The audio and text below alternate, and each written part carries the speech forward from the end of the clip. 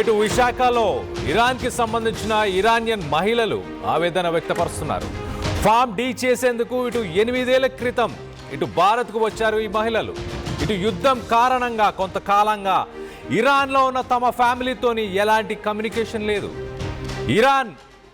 ఇరాన్లో మొత్తానికైతే ఇటు ఇంటర్నెట్ సర్వీసెస్ నిలిపివేశారు. ఇటు బయట ప్రపంచంతో ఎలాంటి కాంటాక్ట్ లేని సిట్యుయేషన్.